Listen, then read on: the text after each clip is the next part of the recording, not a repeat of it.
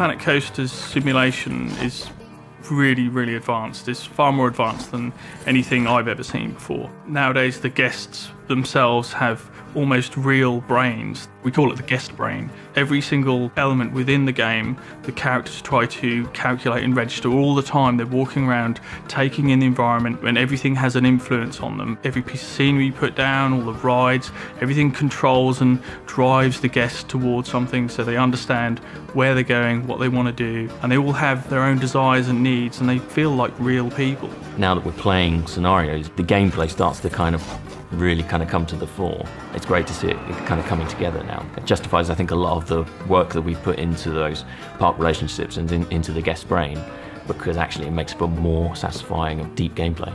The guest brain is the sort of the central AI component that drives all the guest decision making. It's what determines when a guest is at point A, what they're going to go and what they want to do next.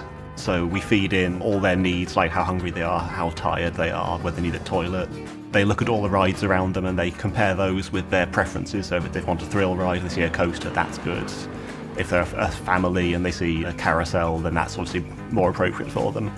And the guest brain is what takes all this information in and decides from this what the group wants to do right now. The guest brain is the way that we talk about intelligence and decision making of guests in our park. Guests evaluate your park constantly while they're walking through, and they're constantly reassessing everything around them. This is, of course, really, really useful for making sure that guests navigate believably around your park, so that guests are going to the most attractive rides, the best rides in your park.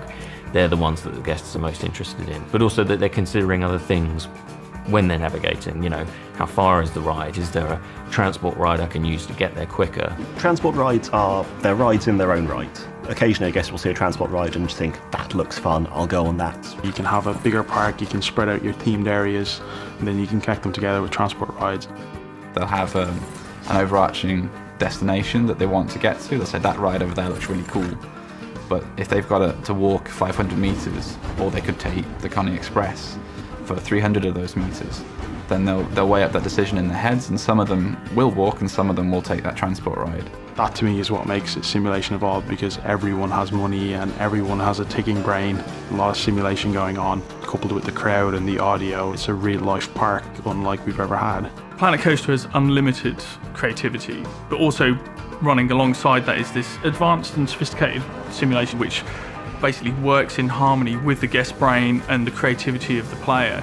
So whenever you're placing objects down, everyone within the park will react, all your people will see all this amazing scenery you're putting down and these amazing creations, and they'll react in a way that takes this whole thing to the next level. So when you build stuff, you're building something for a purpose. So the simulation side actually has an advantage to you being more creative. So the more creative you are, the better the simulation, and the better simulation, the more creative you are.